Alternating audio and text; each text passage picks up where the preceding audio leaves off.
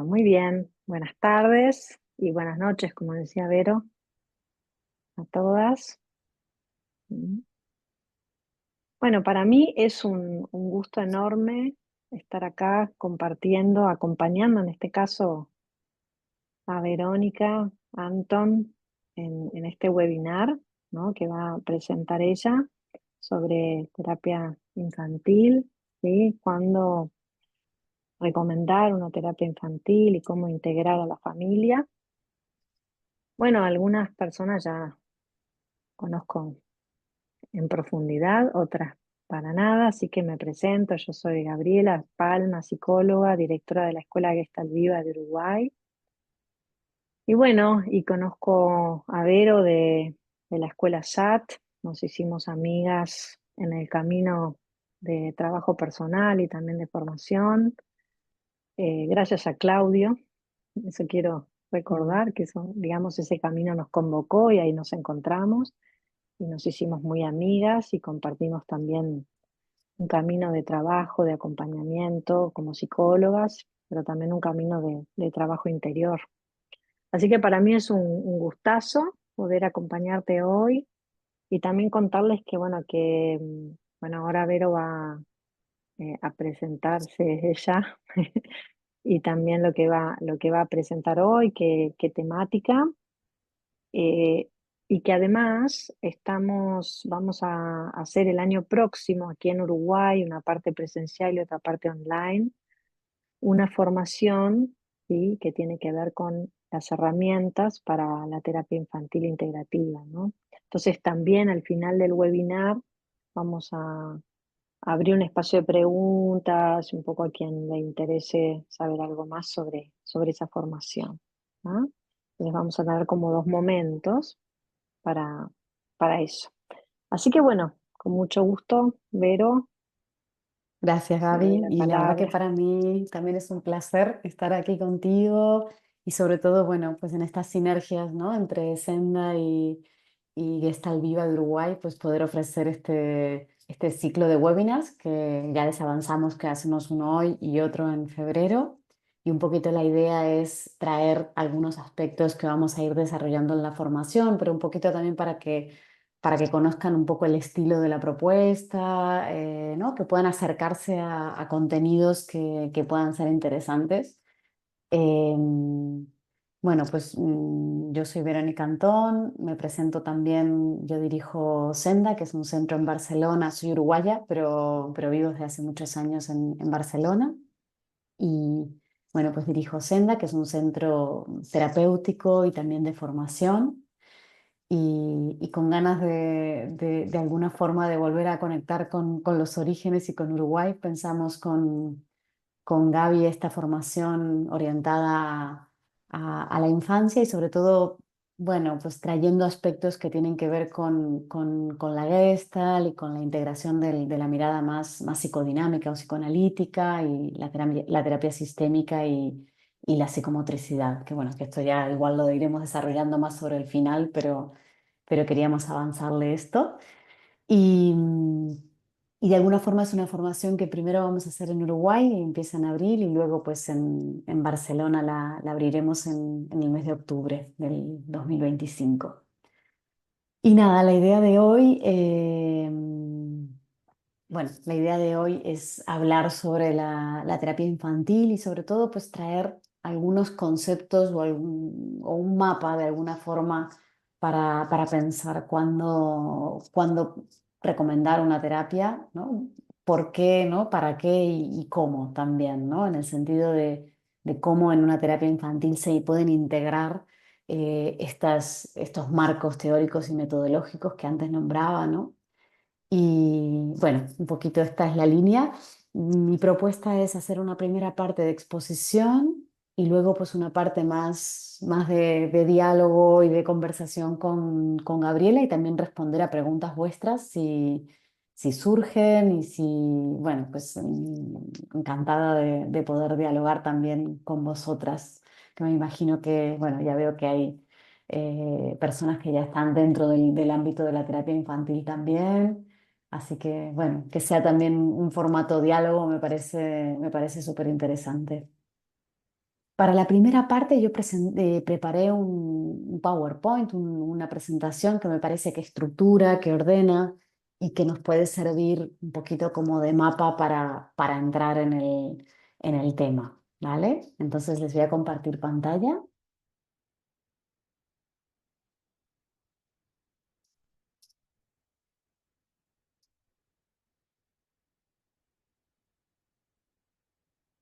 Vale, lo veis bien, ¿no? ¿Sí?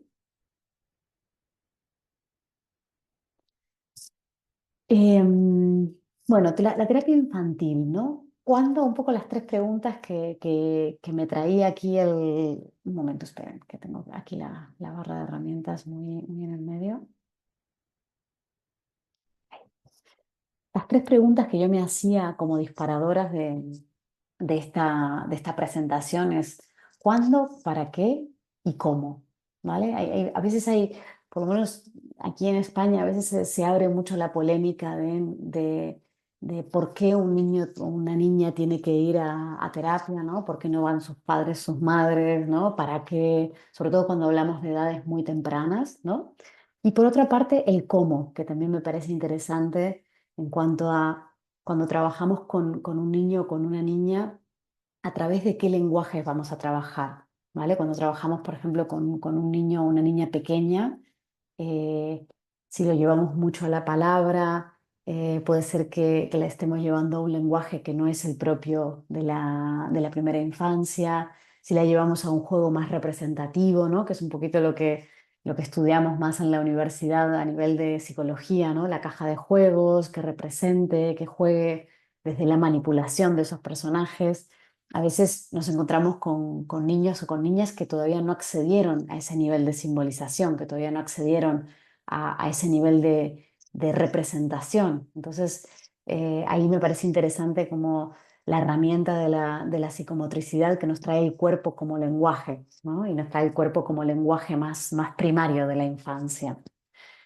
Y entonces, volviendo al cuándo, o partiendo de esta primera pregunta del cuándo, ¿cuáles son los aspectos que nos orientan para recomendar una terapia? ¿Vale? A mí esto me ha ayudado mucho como sistematizarlo para poder muchas veces presentarlo, explicarlo a las familias, otras veces explicarlo a los maestros o las maestras, otras veces conversarlo, compartirlo, confrontarlo con colegas también de profesión. Para mí lo primero es observar si hay un malestar. Es decir, hay algunas consultas, la mayoría de las consultas que vienen a terapia infantil tienen que ver con el malestar de un niño o una niña, pero a veces el malestar viene también de parte de los adultos y no está puesto tanto en ese niño o en esa niña, ¿no? Entonces, ¿dónde está el malestar? ¿Qué tipo de malestar es? ¿Vale? ¿Qué síntomas se presentan? ¿Vale? Ahora vamos a desarrollar cada uno. ¿Qué tiempo hace que están presentes estos síntomas o este malestar? O sea, ¿cuánto tiempo lleva esto? ¿Qué impacto tiene para sí misma o para sí mismo en el niño este malestar? ¿Qué impacto tiene en la familia? ¿Y qué impacto tiene en la escuela o en el ámbito de los aprendizajes formales? ¿Vale? En el ámbito relacional de la escuela y en el ámbito de los aprendizajes formales. Entonces, mi idea es desarrollar un poquito cada uno de estos ítems, ¿vale?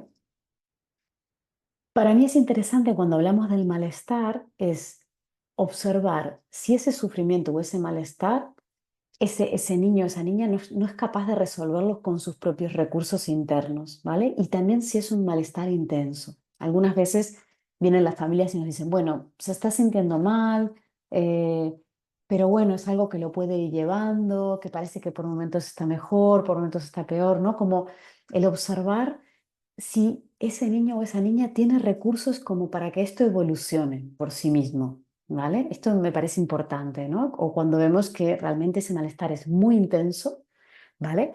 Y por más que esa criatura, que ese niño no tenga, por más que ese niño tenga recursos internos, no llega a, digamos, a traspasar ese malestar, ¿vale? Una cuestión importante es cómo la familia o la escuela observa a ese niño, ¿no? O sea, si lo observa más triste, más miedoso, más enfadado, jugando menos de lo habitual, o en un juego muy repetitivo, o en un estado más de apatía, de cansancio, de tumbarse, de estar como en algo más, bueno, más cercano como a lo que nosotros podríamos detectar como aspectos un poquito más depresivos, ¿no? Que en las criaturas, en los niños lo vemos mucho a partir del no jugar, ¿vale? Entonces estábamos en la intensidad del malestar, luego en los síntomas, que de alguna manera los síntomas son las formas que adopta este malestar o este sufrimiento psicológico en cada persona, ¿no? Pueden ser síntomas más emocionales, como dificultad para regular las emociones, ¿no? En el sentido de desbordarse o en el sentido de inhibirse, o a veces también síntomas que pueden pasar más por el cuerpo, ¿no? Por ejemplo, dolor de barriga, dolor de cabeza, esto es como muy común, ¿no? En los niños y niñas cuando hay algo que les está angustiando, cuando hay algo que les preocupa, cuando hay algo que no pueden resolver por ellos mismos, ¿no? También síntomas que pueden ser relacionales, ¿no? Dificultades en la relación con otras personas, ya sea con iguales, con otros niños o con niñas, o con los adultos. Y por último, pueden haber síntomas vinculados a los aprendizajes, ¿vale? Podemos ver bloqueos, desmotivación, falta de concentración, de atención, ¿sí? Como esta dificultad que se pone más en el aprender. Por otra parte, la dimensión temporal también es importante, ¿no? Veníamos de pensar la dimensión de la intensidad del malestar, del grado del malestar, y ahora vamos a la dimensión del tiempo, ¿vale? Es importante observar desde qué tiempo, desde hace cuánto tiempo este niño o esta niña está sosteniendo este malestar. Porque, por ejemplo, no es lo mismo que una familia venga y me diga, mira, hace 2 semanas que lo vemos muy triste, a que me diga hace 2 meses o hace 6 meses que lo vemos muy triste. ¿Por qué? Porque en la vida de un niño o una niña, imaginemos un niño o una niña de 6 años, 6 meses es mucho tiempo, ¿vale? 6 meses es un periodo de tiempo que empieza a incidir también en lo que es su construcción de la identidad, también viendo en qué momento del desarrollo evolutivo está esa personita, ¿no? Entonces, la duración en el tiempo de un malestar es un elemento bastante clave para discernir si este niño o niña está teniendo recursos para resolver por sí mismo lo que le sucede o no. Es decir, si pasa el tiempo y no lo puede resolver, quiere decir que necesita ayuda, ¿vale? Cuando hablo de los recursos internos de ese niño o esa niña, también estoy hablando de los recursos que tiene la familia, ¿no? Es decir, que tenemos que ver siempre estos dos aspectos. ¿Qué recursos hay a nivel personal individual? ¿Qué recursos hay a nivel de sistema familiar? ¿Mm? Entonces, esto es interesante. Por otro lado, ¿qué impacto tiene ese malestar o esa sintomatología en sí mismo? Es decir, detecto que esto le está sucediendo, digamos, detecto que esto que le está sucediendo comienza a afectar su autoestima, su autoimagen, a marcar su identidad. Es decir, un niño o niña que está en un momento de mucha desregulación emocional, por ejemplo, de mucha agresividad, de pegar a los otros, empieza a definirse como un niño agresivo, empieza a definirse como un niño malo en cuanto a cómo afecta en su construcción de la identidad. Él se define por esa manera de estar, ¿no? O se identifica con ser tonto, o se identifica con ser despistado, o se identifica con ser vaga porque no aprende, ¿no? Todas estas, de alguna manera, etiquetas que ese niño o niña se va de alguna manera poniendo en la medida en que también el entorno en algún momento se lo dice y él o ella lo introyecta, ¿no? Lo hace propio. Y esto es importante porque de alguna manera cuando nosotros estamos trabajando en infancia, estamos trabajando con una personita que está en construcción, que está en proceso de construcción. Entonces, en la medida en que esto empieza a afectar la identidad, en el futuro va a ser mucho más largo el camino para desarmar esa ruta, ¿no? Si nosotros podemos trabajar en ese transcurso de la construcción de la identidad, vamos a estar trabajando mucho más al lado de la prevención que del lado del trastorno, de la patología o de la enfermedad, ¿vale? Luego el impacto familiar, ¿vale? Esto que le sucede a nuestro hijo, a nuestra hija, tiene un impacto importante en la dinámica o en el ambiente familiar, ¿no? Cuando una criatura, por ejemplo, cuando un niño o una niña entra en una inhibición muy fuerte, esto tiñe toda la dinámica familiar o entra en un momento de mucho desborde, de agresividad o de mucha desregulación emocional, esto empieza a teñir el día a día de la familia, ¿no? Las relaciones están de alguna manera teñidas por ese malestar, afectan, ¿no?, los vínculos con mamá, papá, las madres, los padres, ¿no? Como que, ¿qué pasa en esa dinámica, ¿no? Y también qué le pasa a las personas adultas cuando ese malestar o esa sintomatología se sostiene en el tiempo, porque una cosa es como madre sostener que mi hijo está pues 2 semanas en un periodo de mucha intensidad a sostener 6 meses en un periodo de mucha intensidad. Es decir, llega un momento que también los recursos de los adultos, ¿no? La paciencia, el poder sostener, el poder poner límites, también tiene su límite, ¿no? Y llega un momento que también los adultos empiezan a desbordar, con lo cual esto empieza a ser como un ciclo en donde el niño se desborda, la madre o el padre se desbordan y esto más angustia al niño y más desborde le genera, ¿no? Entonces, a veces el hacer un parón y decir, vale, pues vamos a mirar con alguien de fuera del sistema que nos ayude a atender lo que está pasando, eh, sirve mucho como para hacer un cambio, como para hacer un corte en este ciclo, en este bucle, ¿vale? Y por último, ¿qué impacto tiene este malestar, este sufrimiento, esta sintomatología en la escuela? Tanto en los aprendizajes formales, es decir, si le cuesta concentrarse, si se bloquea, si no está motivado, como en las relaciones sociales, porque también es interesante ver que de alguna manera el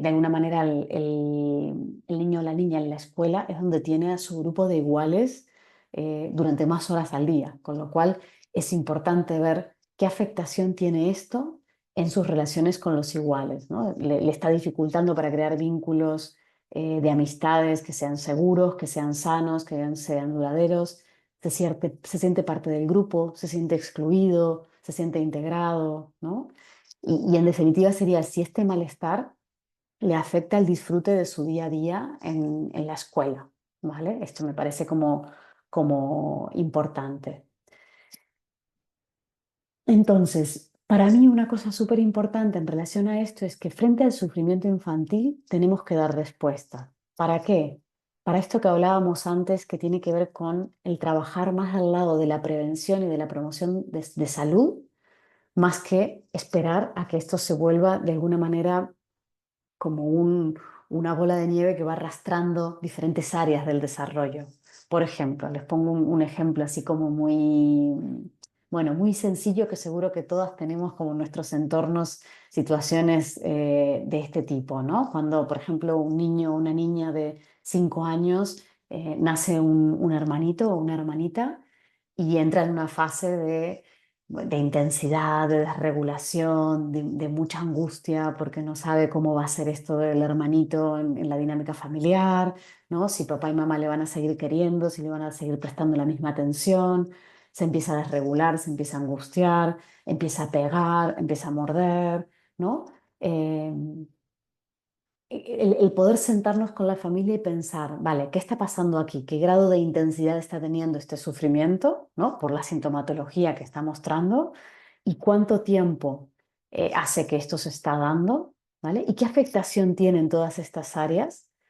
Es lo que a mí me tendría que hacer pensar o que de alguna manera traer a valorar con la familia si este niño o esta niña necesita una ayuda desde fuera para poder elaborar el nacimiento del hermano o para poder elaborar la separación de los padres o de las madres, para poder elaborar la muerte de una abuela, para poder elaborar un cambio de escuela, una mudanza. Es decir, en general, ninguno de estos hechos en sí sería, digamos, un hecho causa-efecto que dijeras, porque unos padres o porque unas madres se separan, un niño o un hijo tiene que ir a terapia, ¿no? Porque un niño cambia de escuela no quiere decir que tenga que ir a terapia, porque se muera un abuelo o una abuela no tiene por qué obligadamente ir a terapia, pero sí que es verdad que tenemos que observar qué malestar le genera esa situación, ese hecho o esa experiencia vital a ese niño en concreto,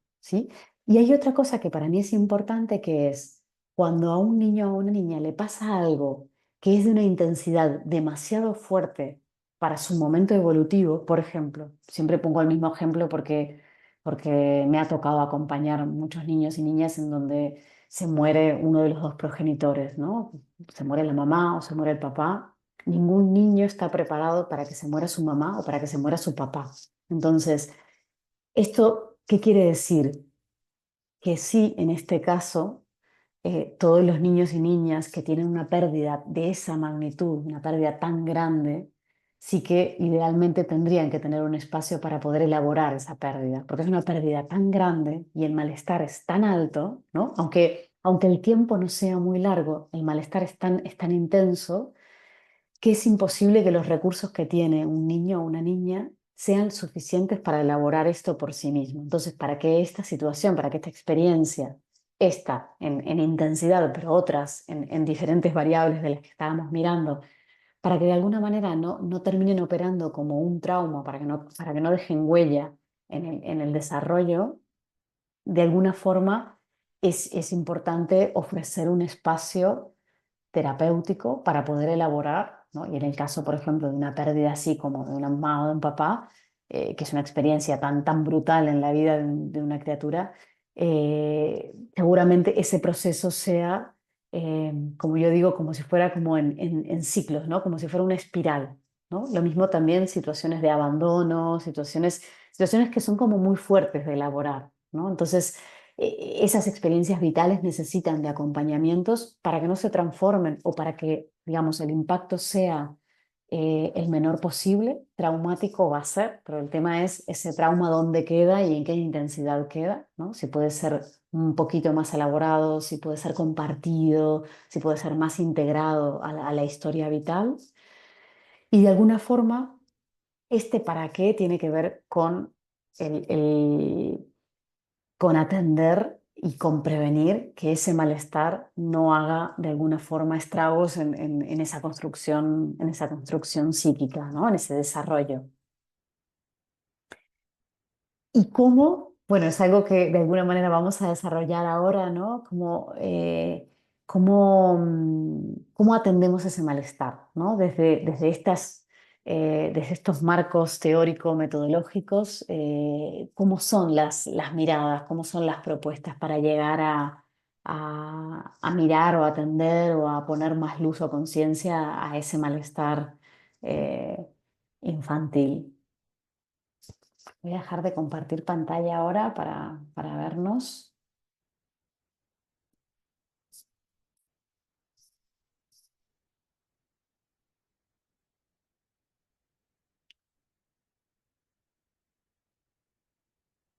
Bueno, un poco la idea de este cómo tiene que ver con esta integración, ¿no? De aspectos o de marcos, ¿no? Del psicoanálisis, de la terapia familiar sistémica, de la psicomotricidad y de la terapia gestáltica o la terapia integrativa, bueno, en la línea de formación de Claudio. Y bueno, no sé, Gaby, si tú querías aportar algo más en relación a esto. Sí, preguntarte a ver si podías, en estos cuatro marcos, ¿no? Que a veces, por lo menos los que estamos en el acompañamiento de personas, en mi caso adultas, los vemos como tan separados, ¿no? Y Mm, cómo, qué puentes hay entre ellos para acompañar a un niño y su familia en esta situación de sufrimiento, ¿no? O sea, ¿qué aportan estos marcos mm, teóricos? Cómo lo ves tú? mm. Sí, para mí ha sido ¿Para qué? interesante. Sí, para mí esta integración tiene que ver primero con mi recorrido formativo. Yo empecé formándome en psicoanálisis, seguí con la Gestalt y la terapia integrativa de Claudio Naranjo, luego llegué a la psicomotricidad y luego llegué a la terapia familiar sistémica. Y mi sensación es que cada una de ellas aporta como un tesoro, ¿no? Algo que realmente le da como un, como un matiz sí, como un matiz especial a ese encuentro, ¿no? con un niño, con una niña o con una familia, ¿no? Para mí el marco psicoanalítico es la base para pensar eh, un funcionamiento dinámico, un funcionamiento con aspectos más conscientes y aspectos más inconscientes, ¿no? No quedarnos solo como en esta lectura de la conducta de un niño, ¿no? Que, pues sí, un niño pega, ¿no? Y esto es lo más evidente y esta es la punta del iceberg, pero ¿qué podemos tener abajo como motor, ¿no? De esa angustia, como dice el psicoanálisis, ¿no? La angustia como motor del síntoma, ¿no? Y de los mecanismos de defensa. Para mí el mapa psicoanalítico es como la base de todas las demás terapias que utilizo o que utilizamos en Senda. Luego, para mí, la Gestalt ofrece una mirada tan exquisita, ¿no? A todo lo que es la presencia, la actitud de acompañamiento, la disponibilidad, la escucha, la importancia del vínculo, ¿no? De entender el vínculo como algo sanador en sí mismo también, ¿no? Y esto también pasa con los niños y las niñas, ¿no? A veces lo pensamos mucho en el mundo adulto, pero con los niños y niñas pasa también esto, ¿no? Ellos sienten que la calidad de ese vínculo que les ofrecemos tiene algo especial, ¿no? Y lo valoran mucho también, ¿no? Y a veces yo he tenido niños que me han preguntado, ¿y por qué cuando vengo aquí me siento mejor? ¿No? Yo quiero que me expliques por qué, ¿no? ¿Por qué cuando yo hablo contigo, por qué cuando yo juego contigo me siento mejor y por qué cuando hablo con otras personas o juego en el parque no me pasa lo mismo, ¿no? Niños muy curiosos en cuanto a entender estos mecanismos, ¿no? Entonces yo creo que la Gestalt ha dado mucha riqueza a esa calidad de la presencia, a ese estar aquí y ahora, ¿no? Con la otra personita que tenemos delante. Y luego, para mí la psicomotricidad relacional es un gran tesoro en cuanto al trabajo con el cuerpo, en cuanto al trabajo, no sé si las personas que están aquí conocen más el marco de la psicomotricidad relacional, pero es un marco de trabajo corporal muy libre, donde se trabaja mucho la expresividad, donde se trabaja mucho el juego espontáneo. En un principio un juego que empieza desde lo corporal, por acciones como muy concretas, ¿no? Espontáneas, ¿no? De ofrecerle una sala que invite al salto, que invite a desafíos más sensoriomotores, más corporales, pero que poco a poco va entrando en lugares más regresivos, más primarios, ¿no? A través de telas, a través de envolturas, a través de balanceos, a través de arrastres, a través de juegos más de oposición, de lucha, de traer la agresividad también a la sala, ¿no? Aspecto que a veces el psicoanálisis lo ha trabajado, pero más de una manera de una manera más representativa, ¿no? Eh, a través de playmóviles, a través de elementos que luchan, ¿no? Y en la psicomotricidad es como poner a ese niño o niña dentro de la caja de juegos y jugar con él a lo que salga, ¿no? Y por otro lado, como de ese cuerpo y de esas sensaciones vamos pasando a algo más simbólico, a algo más cercano al como sí, que es lo que nos permite también llegar a esas vivencias, a elaborar esas vivencias más profundas, ¿no? Por ejemplo, cuando jugamos con túneles de tela muy largos, ¿no? Que los niños y niñas tienen que ir pasando, abriéndose camino por el túnel, ¿no? No estos túneles que ya están abiertos, sino una tela elástica que tienen que ir esforzándose para salir y cómo ellos lo asocian esto al canal de parto, ¿no? Cómo claramente ellos visualizan internamente, sin que uno les diga nada, que eso es el nacimiento, ¿no? Y reproducen de alguna forma lo que en Gestalt hacemos o en el SAT hacemos en forma de rebirthing, ¿no? Ellos lo hacen pasando por este túnel y es increíble la sensación, ¿no? Como al pasar van elaborando aspectos de su propio nacimiento, ¿no? Por ejemplo, una vez me pasó una cosa muy fuerte que yo, bueno, no tenía presente el nacimiento de un niño, cómo había sido el nacimiento de un niño. Era en un entorno escolar, no terapéutico, no teníamos la historia de cada niño, ¿no? Y este niño había tenido un parto muy complejo, había nacido por cesárea, en una cesárea muy difícil, o sea, había llegado a la cesárea por un parto muy complicado. Y este niño cuando pasaba por el túnel que teníamos en ese momento, pues tenía un pequeño agujerito, se había descosido la costura y él porfiaba y porfiaba en querer salir por ese agujero, ¿no? Y era como, no, no, le decíamos nosotros, pero este es el túnel, ¿no? Este es el camino. Y él que no, R que R quería salir por este otro agujero, ¿no? Y cuando volvió la mamá a buscarlo, y yo le conté que se había dado muchas veces esta situación y que me había hecho pensar y quería preguntarle cómo había sido el parto de él, ¿no? Porque era curioso que él siempre quería salir, todos salían, ¿no? Por el mismo lugar y él quería salir por el agujerito de la tela, ¿no? Y ahí la madre me contó que había nacido por cesárea, que había sido una cesárea muy difícil, que había tardado mucho en llegar a esta cesárea, con lo cual había, bueno, pues había habido sufrimiento fetal, ¿no?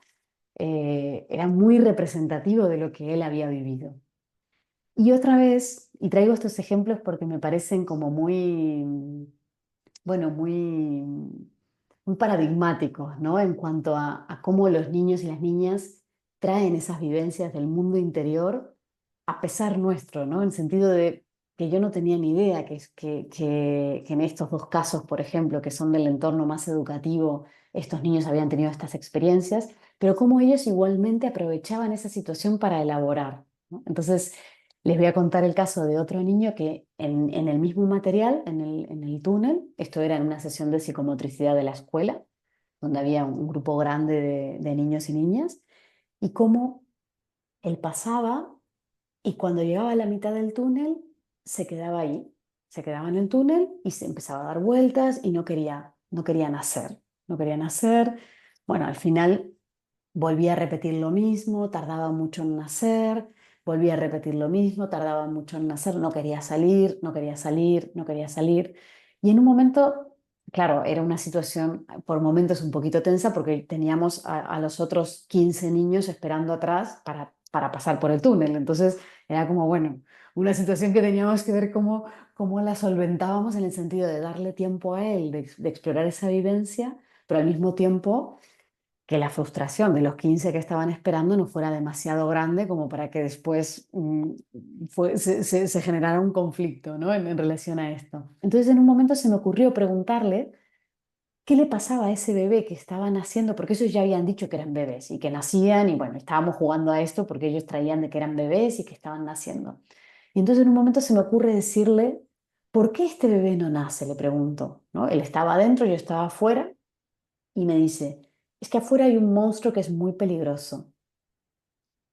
Y resulta, y esto yo sí que lo sabía en realidad, este niño tenía un papá muy violento, que incluso cuando la mamá estaba embarazada de él, le pegaba a la madre embarazada. Con lo cual este niño lo que estaba trayendo era, no quiero nacer porque el afuera es peligroso, porque el entorno en el que yo voy a nacer es peligroso, ¿no?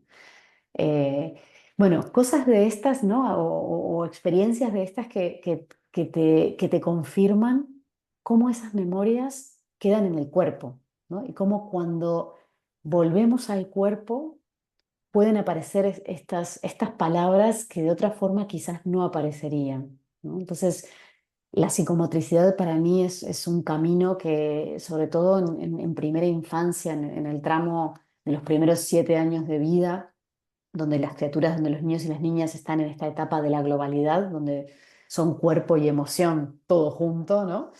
Yo creo que es como para mí como una autopista, ¿no? Para una autopista para llegar a lugares muy profundos en un tiempo relativamente corto, ¿no? Que en otro tipo de terapias tardaríamos mucho más tiempo en llegar, en terapias más apoyadas en lo verbal o en terapias más apoyadas en lo simbólico, cuando estamos trabajando en niños o niñas tan pequeñitos, tardaríamos mucho tiempo de trabajo terapéutico llegar a estos mismos lugares, ¿sí? Y por último, eh, la terapia sistémica para mí es vital en cuanto a que nos permite ampliar el foco y decir, yo no estoy trabajando solo con un niño en terapia, yo no estoy trabajando solo con una niña, estoy trabajando con esa niña y todo su sistema familiar, ¿sí? Aunque en ese proceso, en esa sesión, directamente en el día a día estoy trabajando con la niña y que luego vamos a hablar de cómo incorporar a la familia también en la sala de trabajo. eh, Como siempre que estoy viendo a ese niño o a esa niña, estoy viendo todo su sistema. Como estoy viendo a esa niña con su sistema de origen jugando, ¿no? Estoy viendo a una personita que viene con toda su mochila, que viene con su relación con sus hermanos, con su relación con sus madres, con sus padres, ¿no? Todo esto lo trae y yo tengo que poder integrarlo para poder verla en una foto más completa, ¿sí? Para no quedarme solo con, con una parte de esa foto. Entonces yo creo que para mí estos cuatro pilares que vamos a ir desarrollando a lo largo de la formación, a nivel de teoría y a nivel de metodología, cada una aporta muchísimo para poder trabajar con familias en general. Algo que trajiste cuando hablaste de, bueno, pusiste el ejemplo de estos niños que no, que iban por el canal y todo esto, cómo se repite algo que fue traumático en su momento, ¿no? Mm, Y me parece que algo interesante que estás trayendo para trabajar con los niños y que ya hablamos anteriormente, compartimos, ¿no?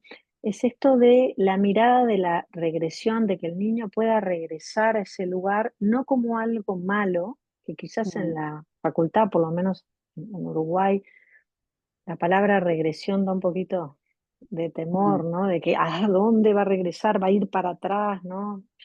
Y que no necesariamente es algo negativo, ¿no? O sea, me gustaría ver mm. si podés compartir un poquito tu punto de vista en relación a eso.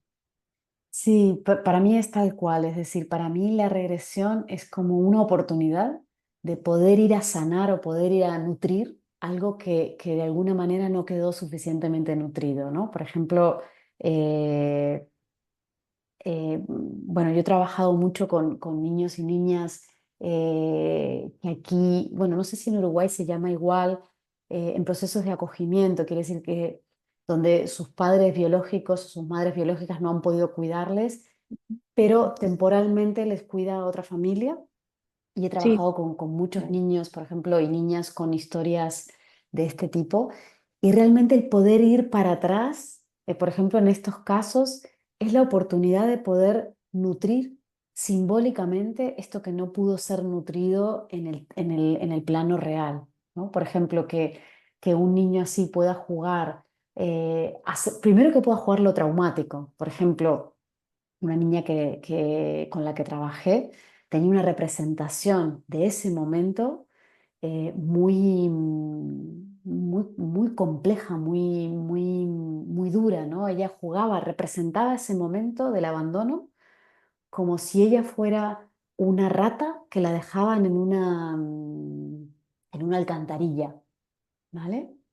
Y ella jugaba a esto, ¿no? Todo el tiempo, como yo soy un animal muy desagradable, ¿no? Lo que traía al final era esto, yo soy un animal muy desagradable y por eso me dejaron ahí, ¿no? Y poder reelaborar esa historia desde el juego y poder ir para atrás hasta esta bebé que no era un animal desagradable, esta bebé que era bonita, que podía ser abrazada, ¿no? Y poderlo jugar simbólicamente desde ese animal, desde esa proyección que ella hacía fue súper reparador, ¿no? Como poder reelaborar esa historia y que ella pudiera narrarse una historia diferente también, pero a partir de una vivencia corporal, ¿no? A partir de una vivencia donde podemos volver a eso que quizás no hubo, que fue la envoltura, que fueron los balanceos, que fue el sostén, que fue una mirada adulta que la vio con ojos quizás de más benévolos, ¿no?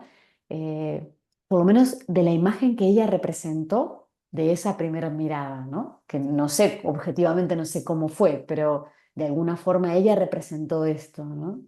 Entonces, esa posibilidad de ir para atrás, yo creo que es súper sanador, que al final es lo que nosotros hacemos también cuando vamos a terapia como adultos, ¿no? Es decir, nosotros necesitamos ir para atrás a resignificar aspectos de nuestra propia vida, ¿no? A volver a ver, ¿no? Cuando escribimos nuestra biografía emocional y la reescribimos, ¿no? estamos como reelaborando algo de esto. Y la diferencia es que ellos lo van a revivir también en el cuerpo. Entonces van a jugar a ser bebés, ¿no? Por ejemplo, muchas veces cuando viene una familia bueno, para trabajar aspectos más del vínculo con mamá o con papá, porque nace un hermano y ahí empiezan a pasar cosas, ¿no? Y el vínculo empieza a complejizarse y ese niño empieza a provocar a la madre, porque al final es la madre la que le trae el hermano, ¿no? Y, y, mm, y yo invito a veces a la mamá, sobre todo cuando nace un hermano, invito a la mamá para intentar ver qué pasó en el vínculo antes de que naciera ese hermanito y después que naciera ese hermanito. Y cómo cuando empezamos a jugar con las telas, con las envolturas, con los balanceos, con el nacimiento, y cómo cuando la mamá empieza a contar, ¿no? Qué canciones le cantaba, cómo fue el nacimiento, cómo fue el parto, cómo era él de bebé, ese niño o esa niña empieza a volver a vivir todo esto y empieza a querer jugar a ser un bebé. Entonces, esa regresión es una regresión simbólica también, ¿no? En el sentido de vuelve ahí no tanto en lo real, sino más en el simbolismo de quiero volver a explorar qué es ser un bebé, quiero volver a explorar que mamá me coja en brazos, quiero volver a explorar que mamá me dé la teta, ¿no? Como es súper sanador, ¿no? Es súper sanador y a mí me gusta siempre también explicarle a las familias que esto de negativo no tiene nada, ¿no? Lo negativo es a veces cuando, para mí, cuando esa regresión va tanto en lo real que ese niño, por ejemplo, vuelve a hacerse pipí en la cama, ¿no? Porque ahí hay algo que ya lo está poniendo como en un lugar que ya no es simbólico. Es decir, lo está poniendo en el cuerpo, ¿no? En una enuresis, ¿no? Entonces ahí ya estamos viendo que hay un síntoma que está hablando de que hay una angustia muy fuerte que no se puede resolver de otra manera. Pero si nosotros frente a una sintomatología así volvemos para atrás e intentamos de alguna manera nutrir esto que le está generando angustia, pues seguramente ese síntoma remita bastante rápido, ¿no? No sé si responde a tu Sí, pregunta. sí, gracias, gracias. Son como disparadores para también ampliar un poquito. Sí, también un poquito a continuación de esto. A mí me parece interesante cómo la psicomotricidad nos da herramientas muy concretas y muy propias de ese marco metodológico para incluir a las madres o a los padres en la sala también, ¿no? Porque no es tan fácil en un juego más representativo, con figuras, que entre una mamá o un papá al juego, porque va a entrar muy desde aquí, va a entrar muy bueno, pues desde un plano muy de la conciencia, ¿no? Cuando invitamos a entrar a una madre o a un padre a la sala de psicomotricidad, la invitamos a jugar desde el cuerpo, con lo cual esas barreras, esos filtros, esas defensas también se caen un poquito, ¿no? Porque en el juego espontáneo nos mostramos mucho más, proyectamos mucho más, somos realmente mucho más nosotras que en un juego representativo que ya entra más el juicio o el prejuicio también de lo que tendríamos que jugar o no, ¿no? Lo que es correcto, lo que no es correcto, lo que se espera, lo que no se espera. Entonces a mí me gusta como invitar a las familias a la sala y que sea el niño a veces también o la niña la que dirija esa sesión, ¿no? Bueno, a ver, ¿a qué quieres jugar tú con mamá? ¿No? Y a veces incluso a mí me alucina mucho cuando de repente estás con un niño de 11 12 años que es más grande que tú, que ya mide un 80 con un cuerpo ya de puber o preadolescente total, y de repente se mete en la tela que tenemos colgando del techo y se transforma en un bebé. O sea, no lo dice, obviamente, ¿no? De hecho, yo siempre que cuento que yo primero empecé trabajando con niños muy pequeños, de menos de 8 años, y luego poco a poco fui atendiendo a niños y niñas más grandes, ¿no? Y una de las dudas que me generaba era cuando ya estábamos entrando en la pubertad, yo tenía la fantasía de que cuando entraran a aquella sala me iban a mandar a freír pepinos a mí, ¿no? Como una sala llena de módulos de psicomotricidad, ¿no? Un poco infantil, de telas colgando del techo, ¿no? Y para mi sorpresa entraban los chicos de 11 12 años fascinados con ese espacio y se tiraban en los cojines, se metían dentro de las telas y volvían a ser niños pequeños, ¿no? Niños que ya de repente estaban en primero del liceo, del instituto, ya saliendo en un rol así un poco más de preadolescente, pero venían a la sala y se transformaban en niños pequeños y se metían adentro de la tela, ¿no? Y de repente yo me veía en la situación de estar acunando a un chaval de 12 años gigante con la excusa de, ay, a ver si te puedo levantar, ¿no? Obviamente que yo no se lo planteaba como vamos a jugar a que eras pequeño o que vamos a jugar a que eres un bebé porque me manda a freír patatas, pero sí, indirectamente, ay, pues a ver, ¿no? Súbete a la tela a ver si te gusta que te balancee en un sentido o en el otro, ¿no? A ver si te puedo levantar, a ver cuánto pesas. Y de repente me encontraba ahí acunando a un chico de 12 años, ¿no? O que la madre se encontrara acunándolo y cantándole una canción de cuna, ¿no? Que yo siempre busco la excusa de, yo siempre les digo, bueno, como yo soy de otro lugar y en Uruguay se cantan otras canciones de cuna, a mí me gustaría saber qué canción de cuna le cantabas tú a tu hijo, ¿no?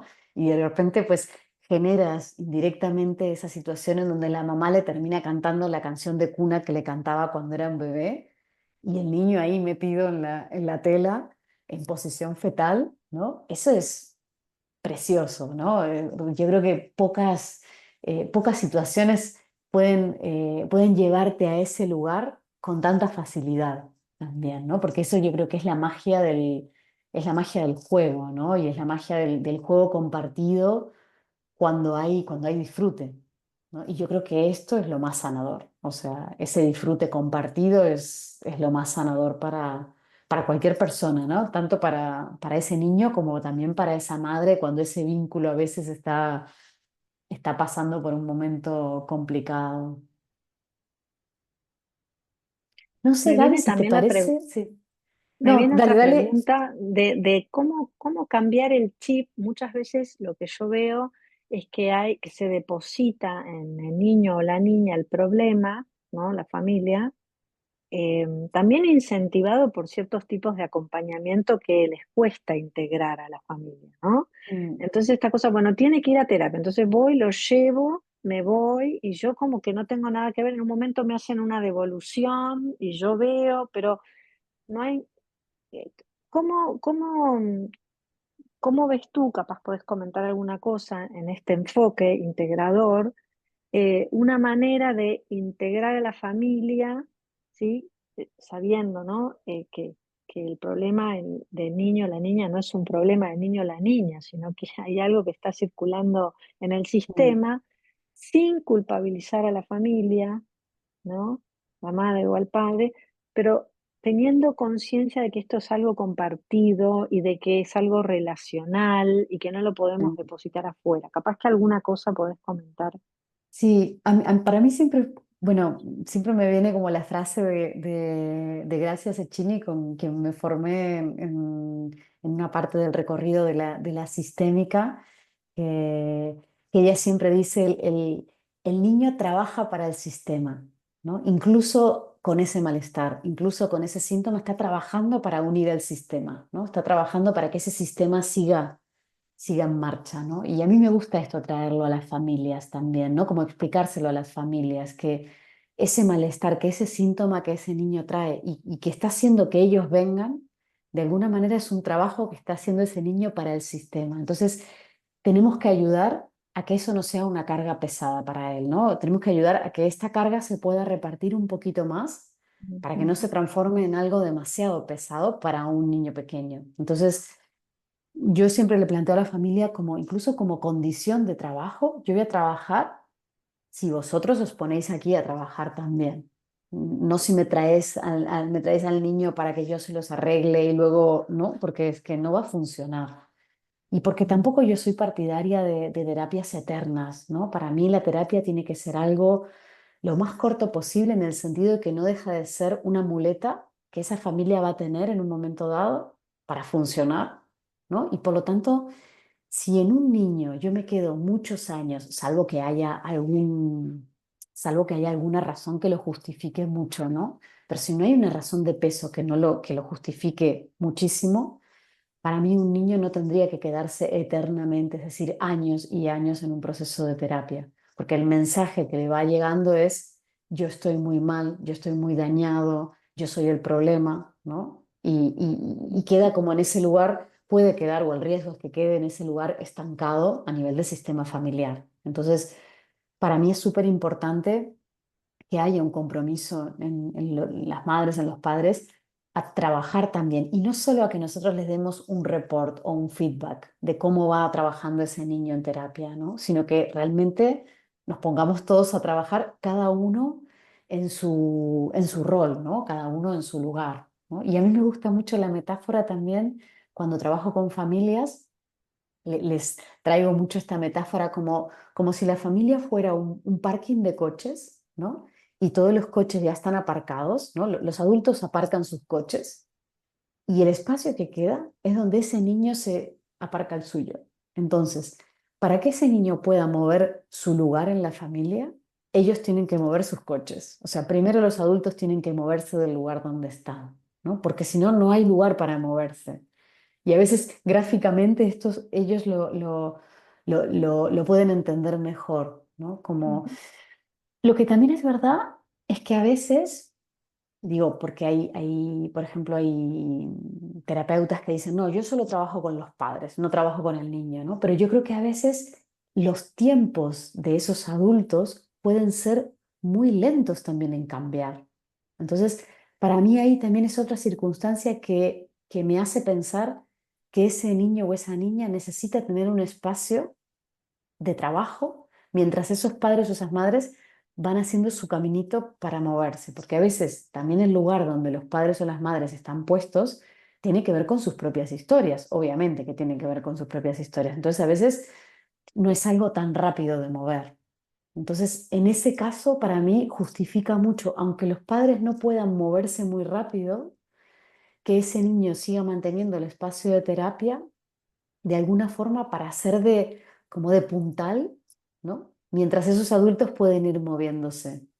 Pero tenemos que acompañar a todo el sistema a que se mueva orgánicamente. Yo no puedo tampoco empujar, porque de alguna forma, para mí, o desde la mirada sistémica, tenemos que ser respetuosos también de los mecanismos, de los mecanismos defensivos o de las defensas de ese sistema, que pudo construir ese sistema para existir.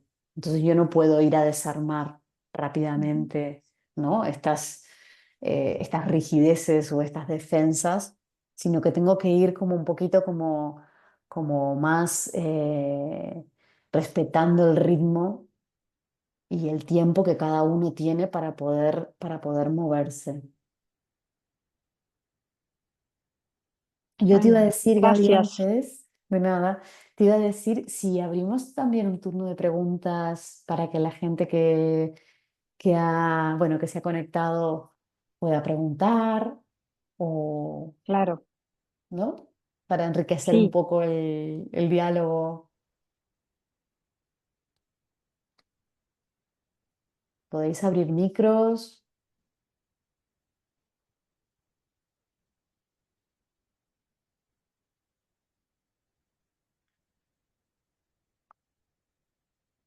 Nadie quiere preguntar nada.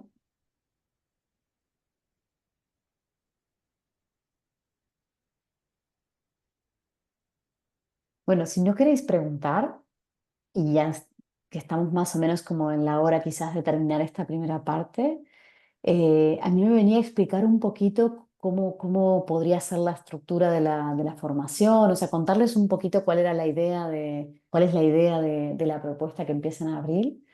¿Te parece, Gaby? vamos a ello.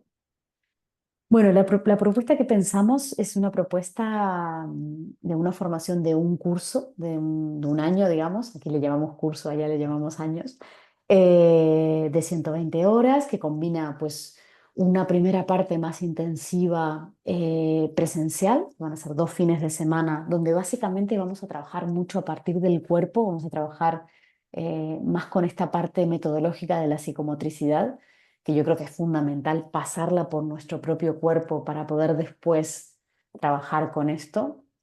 A mí me gusta, bueno, esto es algo como muy de la formación del psicomotricista, que el trabajo personal pasa por todas estas experiencias, pasarlas por nuestro propio cuerpo para ver realmente lo que a nosotros nos mueve y poder ahí, a partir de ahí, proponerlas.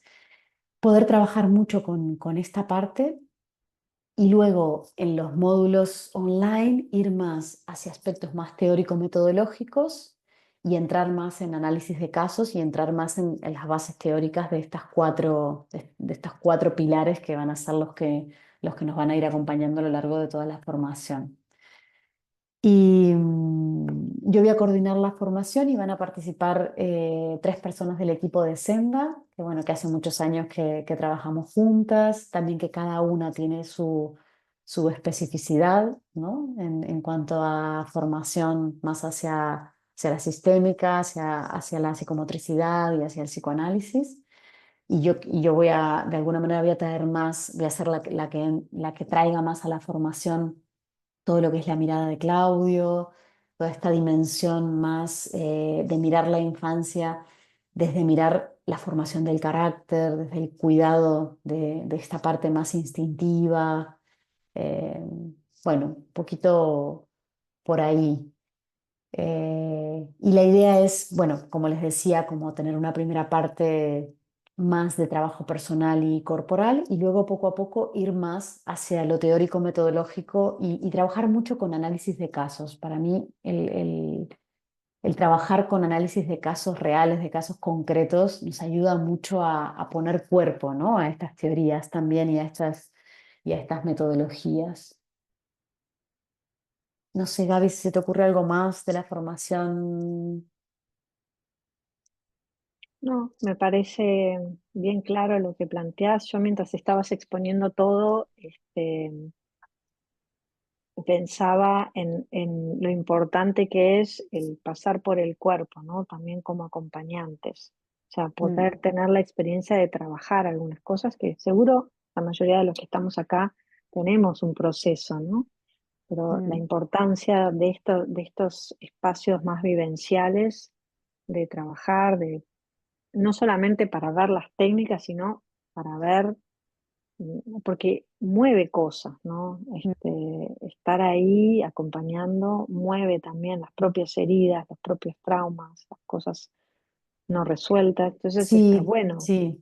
Por eso es importante y más porque estamos trabajando con heridas muy primarias. Cuando trabajamos con niños pequeños, claro, esas heridas son como de ese primer tiempo, pues poder tener como muy conscientes cuáles fueron las nuestras, porque de alguna forma es lo que al final se nos va a mover cuando estemos acompañando eh, Eso, esas, esas carencias o esas vivencias de sufrimiento, ¿no? sí. Así que me parece que está buenísimo hacer esos intensivos, ¿no? Este, y Mm. después, bueno, el estudio de casos a mí me da mucho resultado también, así que bueno, veremos. Creo que va a Mm. ser una Sí, experiencia para mí es rica. importante también el traer esta parte como del trabajo personal, del trabajo en profundidad con nuestra historia, pero luego de ahí ir a lo metodológico del trabajo con los niños, ¿no? Tampoco quedarnos todo el tiempo ahí, porque si no sería un espacio más terapéutico que formativo, y poder ir mucho también a, vale, qué teorías tenemos, qué metodologías tenemos y cómo ir aplicando pues estas metodologías, ¿no? A las situaciones de la clínica, ¿no? También es una formación que me gustaría también aclarar que no solo está pensada para psicólogos o psicólogas, sino que también está pensada para profesionales en general que trabajen en infancia o con infancia y que quieran profundizar en esta parte, sí, como del malestar o del sufrimiento, ¿no? O de qué pasa cuando vemos a un niño o una niña que no está bien, ¿no?